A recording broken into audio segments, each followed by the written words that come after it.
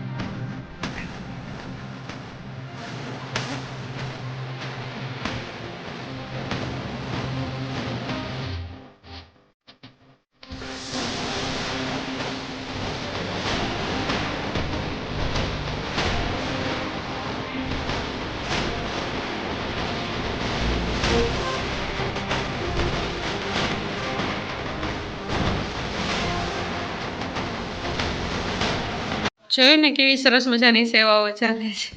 બાબાના બાળકો બધા એક સંગઠન રૂપમાં એકદમ સરસ રીતે સેવાઓ કરે છે। એને આ ભોગ બનાવવાથી બધા લોકોની ભોગનાઓ દૂર થાય છે। જો શરીરની ભોગનાઓ તો દૂર થાય જ છે, પણ જીવનની અંદર રહેલી પણ બધી જ ભોગનાઓ દૂર થાય છે। ભોગના એટલે કે પરિસ્થિતિ, હર એક વ્યક્તિના જીવનમાં કંઈક ને કંઈક નાની મોટી પરિસ્થિતિઓ તો હોય જ છે. તો એ પરિસ્થિતિની સાથે લડવા માટેનું બાબાએ એક સાધન આપ્યું છે, સેવા.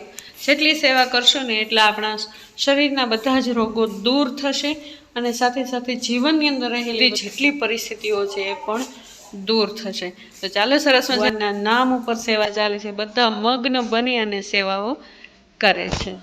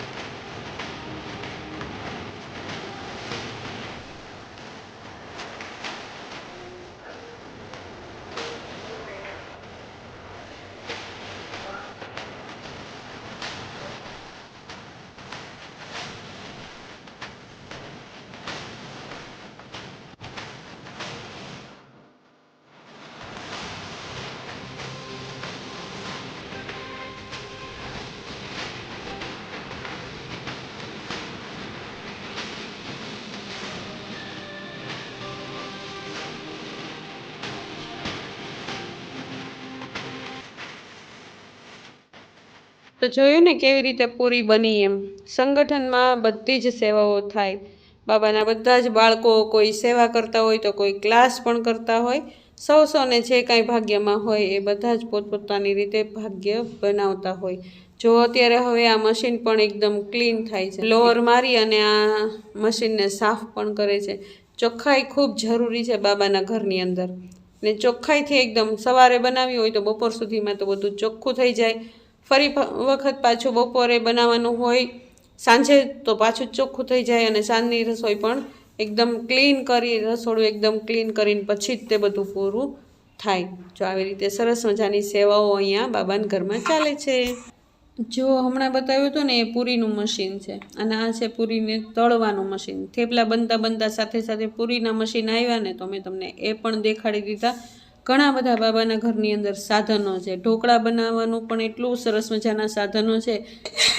એકી સાથે ઘણા બધા મશીનો કામ કરતા હોય છે. અને ચાહે ઢોકળાના મશીન હોય કે ચાહે પૂરીના મશીન હોય, ચાહે રોટલી ના હોય કે ચાહે થેપલાના હોય, એને બધા જ મશીનો એકી સાથે કામ કરે છે અને સાથે સાથે ભાઈઓ બહેનોની સેવા પણ હોય છે. જો અને ચોખ્ખાઈ જુઓ તમે, કેટલી સરસ મજાની ચોખ્ખાઈ છે. આટલા લોકોનું બ્રહ્મભોજન બનતું હોય તો ચોખ્ખાઈ રાખવી ખૂબ મુશ્કેલ બની જાય. પરંતુ બાબાના ઘરે હર એક વ્યક્તિ એવું જ સમજે છે કે જાણે મારું ઘર છે. જો કેવા સરસ મજાની ચોખ્ખાઈ છે ને. બધા પોતપોતાની રીતે પોતપોતાનું કામ કરતા હોય છે અને કોઈને ચીંધવું નથી પડતું. એક વખત કહી દેવામાં આવે કે તમારે આ કરવાનું, તો એ પછી એ જ કરવાનું હોય જ્યાં સુધી રહીએ ત્યાં સુધી. જો અમારા અમરેલી ગ્રુપવાળા પણ અહીંયા જ છે, સેવા કરે છે બધા. અમારી યાત્રા ભોજનમાં સેવા છે તો અમે ત્યાં આગળ સેવા કરીએ છીએ. તો અહીંયા આગળ હું તમને દેખાડું કે કઈ રીતે જો કેટલી સાફ સફાઈ થાય છે. એને બધા જ પોતાનું ઘર, બાબાનું ઘર પોતાનું ઘર સમજીને સેવા કરતા હોય. અને ચાલો હવે હું તમને દેખાડું કે કેવી રીતે થેપલાને શેકે છે. જો કેટલા સંગઠન રૂપમાં એક તવાની અંદર 6 જણા હોય અને 4 લોકો થેપલાને શેકતા હોય. ઓમ શાંતિ. જો માતાઓ બધા આપણને ઓમ શાંતિ કહે છે. તેલ નાખતા જાય ને એક જણો હોય એ થેપલા નાખતા જતા હોય. તો આવી સંગઠનમાં સેવાઓ જો કેવી સરસ મજાની ચાલે છે. ને ભાઈઓ કરી શકે ને બહેનો પણ કરી શકે. જો થેપલા આવી ગયા બહાર, તો થેપલાને આવી રીતે સરસ મજાના ઠારે છે અને ઠારી અને ભેગા કરી અને એક મોટા વાસણમાં ભેગા કરી દે. અને કોઈ પણ ભાઈઓ હોય જ્યાં ટ્રોલીને લઈ અને અમે જ્યાં આગળ સેવામાં છીએ યાત્રા ભોજનમાં, ત્યાં આગળ આ બધા જ થેપલા આવી જાય. આ તો એટલા દેખાડવામાં આવે છે, બાકી સવારથી સાંજ સુધી આ થેપલા બનવાની સેવા થાય છે. જો આવી ગયા છે યાત્રા ભોજનમાં થેપલા. અહીંયા આગળ આવી અને પન્નીમાં 10-10 થેપલા ભરી અને અમે લોકો અહીંયા રાખી દઈએ છીએ. અને જો આ 10 થેપલાનું એક પેકિંગ છે. જેને જેટલા થેપલા જોતા હોય એ લોકો જ્યારે જાય ત્યારે આવી રીતે પરચી બનાવીને આવે અને જેટલું જોતું હોય એટલું સાથે લઈ જાય. જો એવું નથી ખાલી થેપલા હોય, અથાણા હોય, આચાર હોય, એને આખા રીંગણાનું શાક હોય, કારેલાનું શાક હોય, પછી ઈડલી ઢોકળા હોય. એને એક કાઉન્ટર અંદર રાખ્યું છે અને એક આખું મોટું કાઉન્ટર બહાર છે. અને એટલા 26,000 બાબાના બાળકો હોય એ જ્યારે જતા હોય તો ખાલી એક કાઉન્ટર તો થાય નહીં. એટલે જો બધા સંગઠન રૂપમાં બધા સેવાઓ કરે છે. ને બધાય કોઈ બાબાનું બાળક આ ઘરેથી એમને ખાલી હાથે જતા નથી હોતા, કારણ કે બાબાના બાળકો કોઈ બહારનું હોટલનું કે બહારનું ખાતા નથી હોતા. તો જમવાનું સાથે હોય તો કોઈને બહારનું કંઈ ખાવાની જરૂર પણ પડે નહીં. તો એક એક વસ્તુનું ધ્યાન રાખી અને બાબાના બાળકોને સાથે આપવામાં આવે છે. તો ચાલો આવી રીતે અમે અહીંયા સંગઠન રૂપમાં સરસ મજાની સેવાઓ કરીએ છીએ. જો અમારા નાના નાના દીદીઓ પણ છે, અમારા દીદી લોકો પણ સાથે સાથે જ અમારી સાથે સેવા કરે છે. એવું અહીંયા નથી કોઈ નાનું કે કોઈ મોટું કે એવું કોઈ નથી. બધા સંગઠન રૂપમાં નાના હોય, બાળકો હોય, યુવાન હોય કે વૃદ્ધ હોય, બધા જ એકી સાથે બેસી અને અમે બધા જ સેવા કરીએ છીએ. જો સામે આવવાવાળા બધા જ યાત્રીઓ છે જે ભોજન સાથે લઈને જાય છે. તો ચાલો આવી રીતે સંગઠન રૂપમાં સેવા કરી અને મનને ભરપૂર કરીએ. અને હું તો ખુશનસીબ સમજું છું ખુદને કે હું પણ આ ભાગની ભાગીદાર છું એમને, અને આ સેવાની હકદાર છું. બાબાએ મને પસંદ કરી છે આ સેવા માટે થઈને. તો જોયું ને, આ છે મારા શિવ બાબાનું ઘર. તો જુઓ આજનો દિવસ મારો આવો રહ્યો, આવી સેવાઓ રહી. એને જે કાંઈ થયું એ મેં તમને સામે જ બતાવી દીધું. તો ચાલો આ વ્લોગ તમને જો ગમ્યો હોય તો લાઈક, શેર અને સબસ્ક્રાઈબ જરૂર કરજો. બેલ આઇકન જરૂર દબાવજો. ચાલો ફરી કાલે મળીશું નવા વ્લોગમાં. ચાલો ઓમ શાંતિ.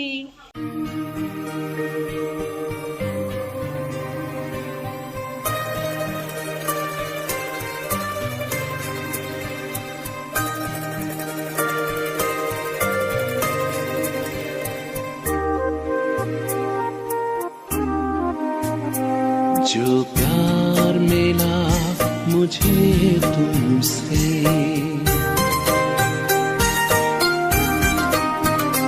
जो प्यार मिला मुझे तुमसे, वर्णन करूं मैं कैसे मुख से। जो प्यार मिला मुझे तुमसे, वर्णन करूं मैं कैसे मुख से।